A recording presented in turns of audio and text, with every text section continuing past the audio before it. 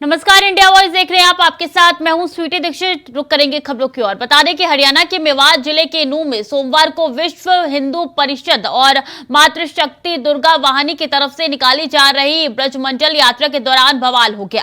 दो गुटों में टकराव के बाद पथराव और आगजनी हुई। उपद्रवियों ने कई गाड़ियों को आग के हवाले कर दिया। पुलिस पर भी पथराव किया गया। गुरुग्राम पुलिस के डीसीपी वीरेंद्र विज के मुताबिक नूह में हो रहे बवाल के बीच 3 होमगार्ड जवानों की मौत हो गई है, वहीं 7 पुलिसकर्मी जख्मी हो गए हैं। सूत्रों के मुताबिक बवाल के बाद शोभा यात्रा में शामिल होने आए करीब 2500 लोग नलहट मंदिर में फंसे हुए थे। पुलिस ने उन्हें रेस्क्यू करा लिया है। मंदिर में कुछ मीडिया कर्मी फंसे थे, उन्हें भी निकाल लिया गया है। पुलिस के मुताबिक अब तक हिंसा में 20 से ज्यादा लोग घायल हुए हैं। कुछ जगहों पर लोगों द्वारा फायरिंग की खबरें भी निकल के सामने आ रही है। इसके चलते गुरुग्राम से सोहना तक का रास्ता बंद कर दिया गया है। वही बता दें कि नूह और गुरुग्राम जिलों में 144 लागू कर दिया गया है और ऐसे में लोगों के एकत्रित होने पर यहां पे प्रतिबंध लगा दिया गया है। नूह और फरीदाबाद में बुधवार तक मोबाइल इंटरनेट सेवा निलंबित हो गई है।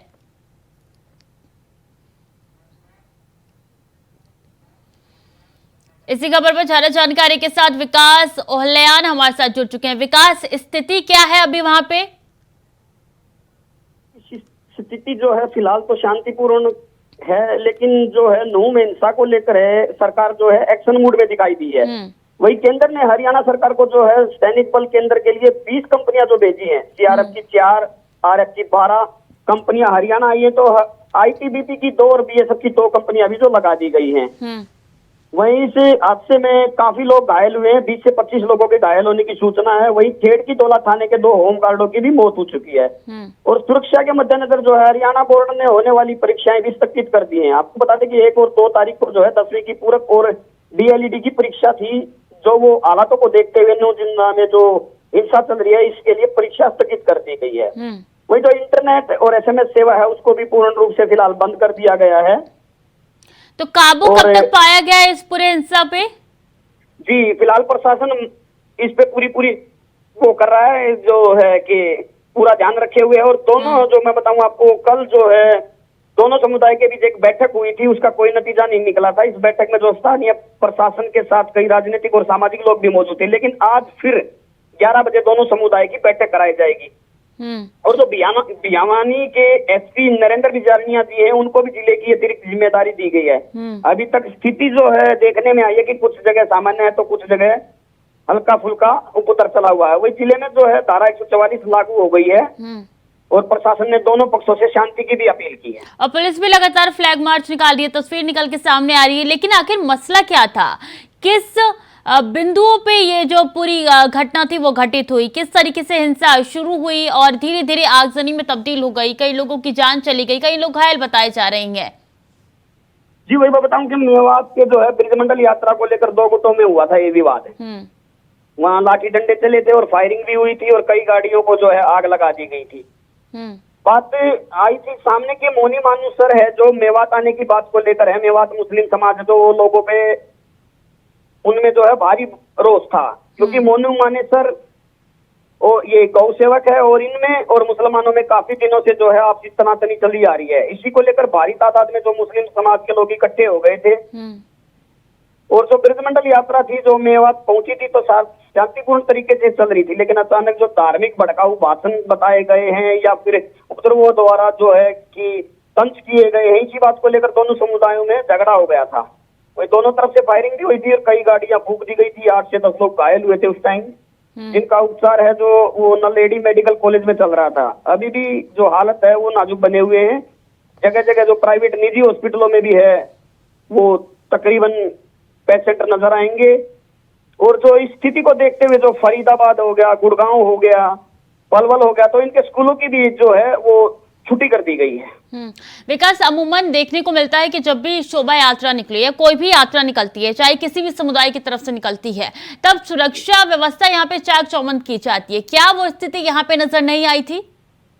जी बिल्कुल, देखिए कि जिस समय ये यात्रा निकली थी उस समय पुलिस भी मौजूद थी, लेकिन वो कुछ इक्का दुक्का पुलिस ही मौजूद थी। लेकिन उपद्रव जो इस तरह भीड़ में इकट्ठा हुए थे, आपसी जन जो है सोचने की किसी को भी मौका नहीं मिला और अचानक जो है पत्थर लाठी डंडों से हमला हुआ था।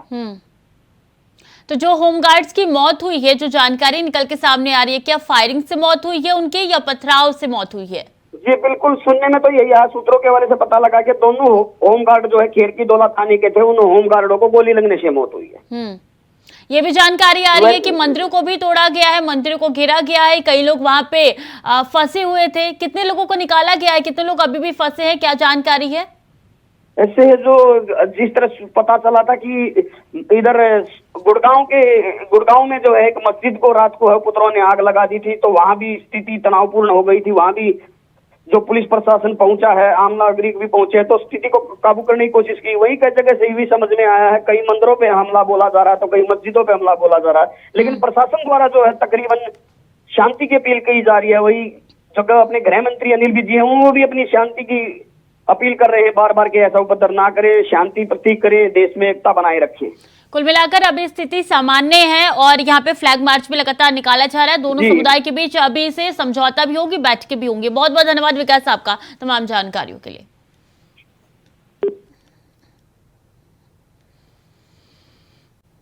कभी ट्रक में सवार होने और कभी धान के खेत में पहुंचने वाले राहुल गांधी ने एक बार फिर से सबको चौंकाया है। मंगलवार की सुबह 4 बजे राहुल गांधी एशिया के सबसे बड़े सब्जी मंडी आजादपुर मंडी में पहुंच गए। बता दें कि कुछ दिन पहले ही यहां एक सब्जी विक्रेता का वीडियो वायरल हुआ था। राहुल गांधी ने भी इस वीडियो को शेयर करते हुए सवाल उठाए थे।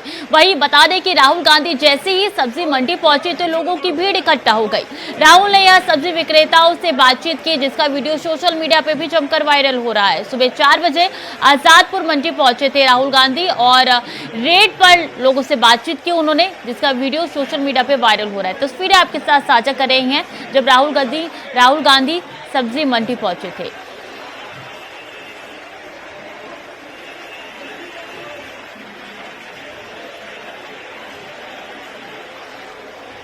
तो ये तस्वीरें आप तक पहुंचा रहे हैं जहां राहुल गांधी सुबह सवेरे सब्जी मंडी पहुंचे थे और देखिए किस तरीके से यहाँ पे लोगों की भीड़ जुटनी शुरू हो गई थी। सुबह सवेरे का ये नज़ारा है जब लोग भारी संख्या में पहुंचते हैं, यहाँ पे सब्जियों को थोक में लेते हैं। और इस वक्त सब्जी मंडी पहुंचे थे राहुल गांधी।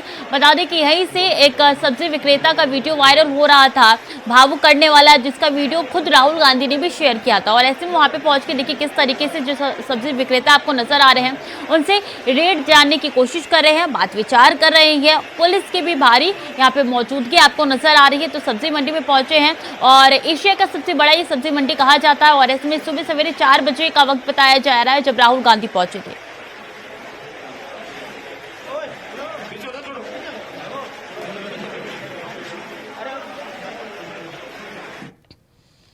वही बता रहे कल एनडीए सांसदों की बैठक होगी। प्रधानमंत्री मोदी सांसदों से करेंगे संवाद। काशी, अवध, गोरखपुर क्षेत्र के सांसद बैठक में मौजूद रहेंगे। तेलंगाना, आंध्र प्रदेश के एनडीए सांसद शामिल होंगे। तमिलनाडु, कर्नाटक, केरल, अंडमान के सांसद भी इसमें मौजूद रहेंगे। तो कल एनडीए की बड़ी बैठक होने जा रही है। तमाम सांसदों के साथ एनडीए बैठक करने जा रहे हैं। इससे पहले इंडिया की बैठक हुई थी और इसी संदर्भ में ये माना जा रहा है कि एनडीए उसकी तुलना में बैठक करने जा रहा है। तो बुधवार को एनडीए की बड़ी बैठक होने जा रही है। इससे पहले भी एनडीए की बैठक हुई 18 जुलाई को और 25 साल पूरे हो चुके थे एनडीए को, इसलिए बैठक हुई थी। और ऐसे में कल बैठक होने जा रही है। प्रधानमंत्री इस बैठक को लेंगे। काशी, अवध, गोरखपुर क्षेत्र के सांसद भी इसमें मौजूद रहेंगे। इसी के साथ बता दें कि तेलंगाना, आंध्र प्रदेश के एनडीए सांसद भी इसमें शामिल होंगे।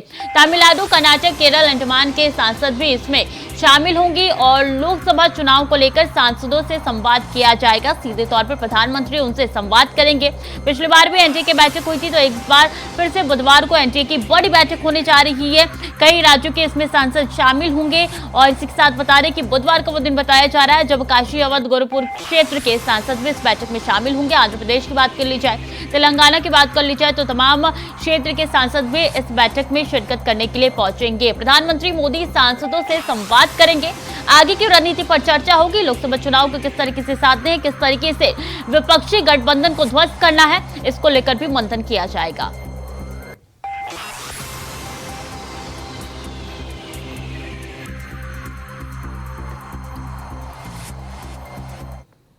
वहीं प्रयागराज से अहम जानकारी आ रही है जहां अतीक अहमद के अवैध साम्राज्य पर बड़ी कार्रवाई की तैयारी है। बता दें 12 करोड़ 42 लाख 69 हजार की बेनामी संपत्ति जब्त होगी। सदर के कटहुला में 2,34,047 वर्ग मीटर जमीन होगी जब्त। इसी के साथ बता दें कि गैंगस्टर एक्ट 14(1) के तहत पुलिस करेगी जब्ती की कार्रवाई। पुलिस ने अतीक की बेनामी संपत्ति को किया है चिन्हित और ऐसे में अब बड़ा यहाँ पे जब्त होने जा रहा है। पुलिस की तरफ से कार्रवाई होने जा रही है, बड़ी जमीन यहाँ पे जब्त होने जा रही है। चिन्हित जमीन का जब्तीकरण के लिए रिपोर्ट भेजी जाएगी। 2015 में अतीक ने हथियाई थी गरीबों की जमीन और अब उनको चिन्हित कर लिया गया है, उसके जब्तीकरण की रिपोर्ट भेजी जाएगी। 2015 का ये पूरा मामला है जब अतीक अहमद ने अपने दम पर हथियाई थी गरीबों की जमीन और ऐसे में अतीक ने रसूख के दम पर हथियाई थी गरीबों की जमीन और अतीक ने अपने करीबी के नाम कराई थी कीमती जमीन और ऐसे में देखिए अब चिन्हीकरण हो चुका है, जमीन जब्त होने जा रही है। करोड़ों की जमीन बताई जा रही है। 2015 में जब अतीक ने अपने रसूख के दम पर हत्या ली थी गरीबों से और आखिरकार अब अवैध साम्राज्य पर बड़ी कार्रवाई होने जा रही है। 12,42,69,000 की बेनामी संपत्ति अब जब्त होने जा रही है। तो अहम जानकारी आप तक पहुंचा रही हैं जहां बड़ी कार्रवाई यहां होने जा रही है और ऐसे में कई वर्ग मीटर की जमीन अब जब्त होगी। गैंगस्टर एक्ट 14(1) के तहत पुलिस कार्रवाई करने जा रही है और ऐसे में पुलिस ने चिन्हीकरण कर लिया है, चिन्हित कर लिया है कि कौन कौन से ऐसी जमीन है जो गरीबों से हथियाई गई थी अतीक अहमद ने 2015 में और ऐसे में अब उस समय जब अतीक अपने रसूख के दम पर ये जमीन हत्याई थी अब उस पर कार्रवाई होने जा रही है। 2015 का ये पूरा मसला है और ऐसे में अब चिन्हीकरण कर लिया गया है।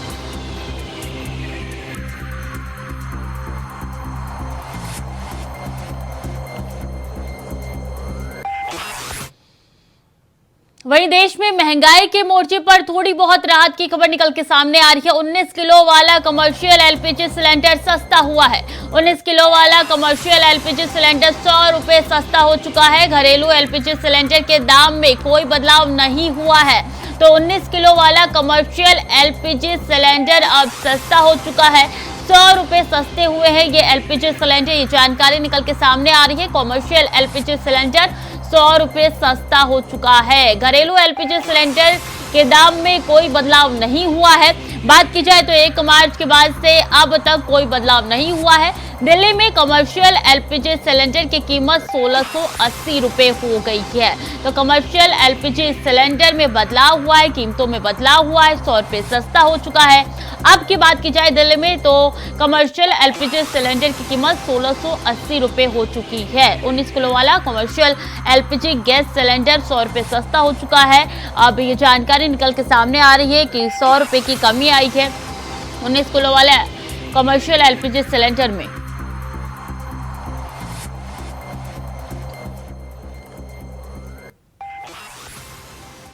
और ठाणे के शाहपुर में दर्दनाक हादसा हुआ है। गड्ढा लॉन्चिंग मशीन गिरने से 16 लोगों की जान चली गई है। मशीन के चपेट में आने से 4 लोग गंभीर रूप से घायल हो गए हैं। तो ठाणे में बड़ा हादसा हुआ है। बता दें कि यहाँ पे मशीन गिरने से 16 लोगों की जान चली गई है। मशीन की चपेट में आने से 4 लोग घायल हो गए हैं। स्मृति एक्सप्रेस हाईवे का चल रहा था काम और इस दौरान ये बड़ा हादसा हो गया, जहाँ की तस्वीरें आप तक पहुंचा रही है।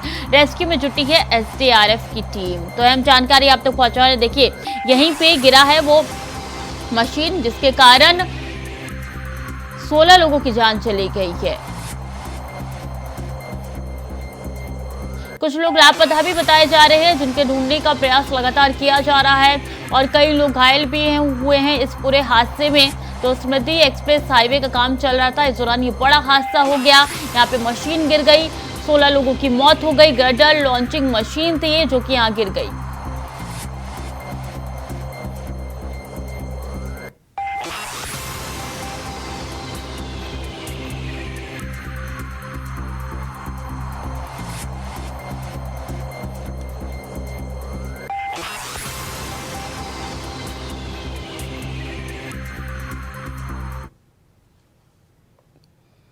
वक्त तो चला छोटे से ब्रेक का, जल्द लौट रहे हैं।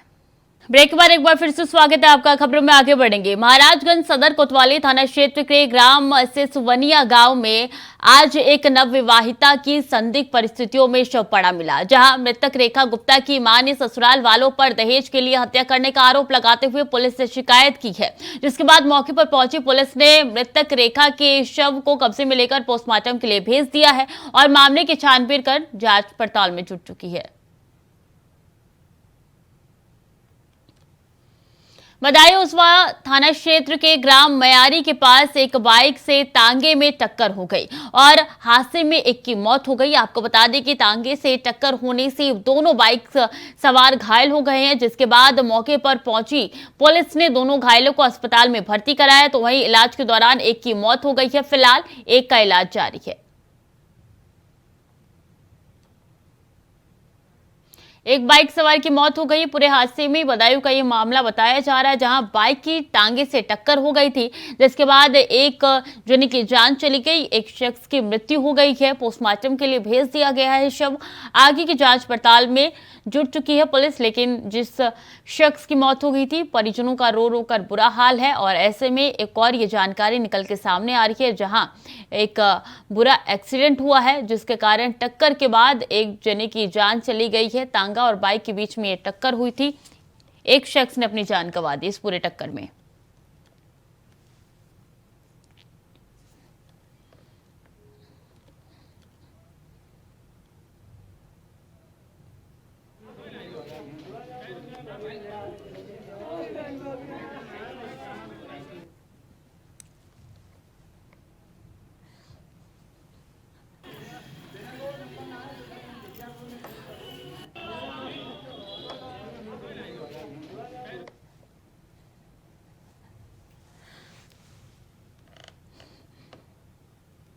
रायबरेली में आकाशीय बिजली गिरने होने वाली जनहानि को रोकने के लिए योगी सरकार ने फरमान जारी किया है, जहां गांव के सभी जिलों में जिलाधिकारी सर्वे कराएंगे। आपको बता दें कि रायबरेली की डीएम माला श्रीवास्तव ने जानकारी देते हुए बताया कि जिले के सभी गांवों में लाइटिंग अरेस्टर लगाए जाएंगे, जिसके लगाने के लिए गांवों का सर्वे शुरू हो गया है और जगह भी चिन्हित कराई जा रही है।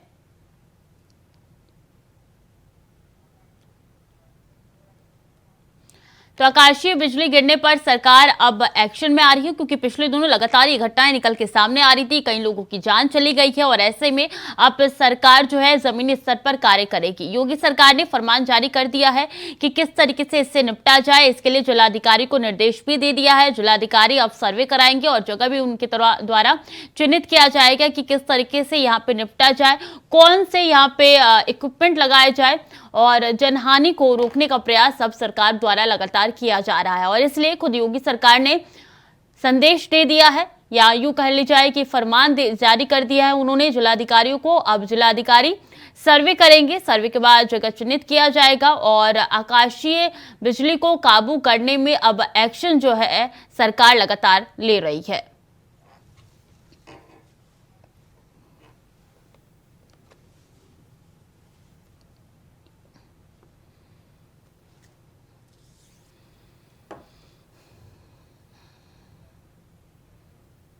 तो फिलहाल के लिए बुलेटिन में इतना ही। खबरें लगातार जारी है, देखते रहिए इंडिया वॉइस।